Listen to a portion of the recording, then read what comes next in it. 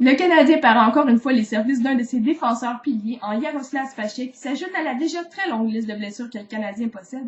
En fait, près de 44% de la masse salariale est présentement exclue de la formation, comptabilisant les blessures et les suspensions de l'équipe. Alors, c'est pas facile pour Jacques Martin qui doit négocier avec des effectifs réduits et un manque de personnel flagrant. Mais comme vous savez, hier, le tricolore a eu une journée assez mouvementée. On a assisté au départ de Guillaume Latendresse vers le Wild du Minnesota, en échange de Benoît Pouliot, un joueur qui est présentement blessé, qui ne pourra pas aider à la formation ce soir. Et c'est donc ce qui fait passer inaperçu deux autres nouvelles, dont le retour de Sergei Kostin, ainsi que les 5 matchs de suspension dont Georges Laraque a écopé pour son geste à l'endroit de Cromwell lors du match contre Détroit.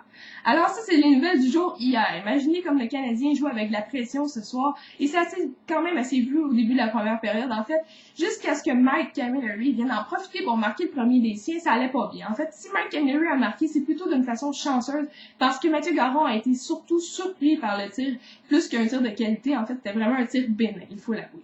Donc, quand même, le Canadien prend les devants, mais c'est de courte durée parce qu'immédiatement après, c'est Rick Nash qui profite d'une rondelle libre pour s'échapper vers le filet de Carey Price et puis dribbler avec le disque assez facilement, décocher toute une passe à Antoine Vermette qui vient marquer le premier des siens. Donc, c'est 1-1 et ça s'arrête pas là parce que là, Josh Georges vient faire toute une mise en échec, soit dit en passant légale, mais malheureusement, il est puni pour son geste. Ça donne lieu à un deuxième avantage numérique pour les Blue Jackets qui attendent pas bien longtemps pour en profiter. En fait, après quelques secondes seulement, eh bien, c'est Stralman qui en profite pour marquer le deuxième des siens. Alors, c'est 2-1 après 20 minutes de jeu pour les Blue Jackets.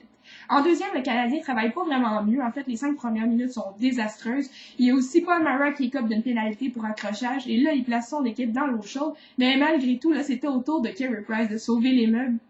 Et encore une fois, il l'a fait. Il faut l'avouer, depuis les 6 derniers matchs, il joue vraiment bien et il domine. Et encore une fois, il a fait un arrêt spectaculaire, entre autres celui contre RJ Hamburger, qui a relancé probablement toute l'attaque de l'équipe ce soir. Et puis donc, le trio de Plekanec, après cet arrêt spectaculaire, en profite pour s'échapper vers le filet de Mathieu Garon, accompagné de 2 défenseurs, Josh Georges et Marc-André Bergeron. Et c'est donc celui-ci, Bergeron, qui en profite pour marquer grâce à une belle pièce de jeu et une passe de Josh Georges.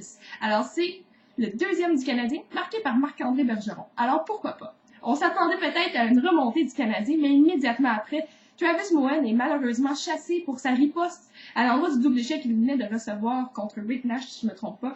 Et donc c'est triste, mais le Canadien accope encore une fois d'un désavantage numérique. Et puis les puissants Blue Jackets en profitent. En fait, ils sont 3e dans la Ligue nationale au niveau de l'avantage numérique et ça se voit.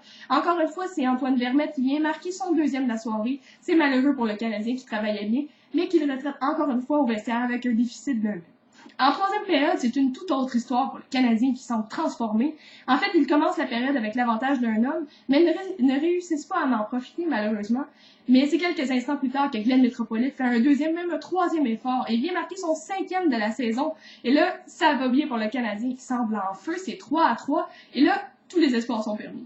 En fait, c'est Marc-André Bergeron qui vient bien se positionner devant le filet et qui vient marquer le 4e but des siens. Alors, pourquoi pas Marc-André Bergeron, 2 buts dans le même soir, on en veut encore. Alors, ça se poursuit pour le Canadien, en fait. La 3e période est à l'image du Canadien. Il y a de l'intensité, il y a de l'énergie. Et là, Carey Price fait encore une fois quelques beaux arrêts. En fait, tout le match, il a été dominant. Mais en 3e période, un arrêt a tout changé, en fait. Un retour qui a été bien envoyé à Maxime Lapierre a permis à lui et Sergei Kostin de s'échapper vers le filet de Mathieu Garon. Et donc, Maxime Lapierre vient marquer sur tout un tir, en fait, tout un jeu entre lui et Sergei, qui Sergei obtient une passe sur le jeu. Alors, tant mieux pour le Canadien, car c'est lui qui viendra sceller l'issue du match. Et le pointage final sera de 5-3 pour le tricolore, qui l'emporte encore une fois à domicile, une belle victoire. Donc, je vous laisse sur une question. J'aimerais évidemment savoir ce que vous pensez de la transaction entre Guillaume et Benoît Pouliot au Wild. Alors, écrivez vos commentaires sous la vidéo. Et puis demain, on se retrouve contre les Penguins de Pittsburgh. On souhaite bonne chance aux Canadiens qui affrontent quand même les détenteurs de la Coupe Stanley.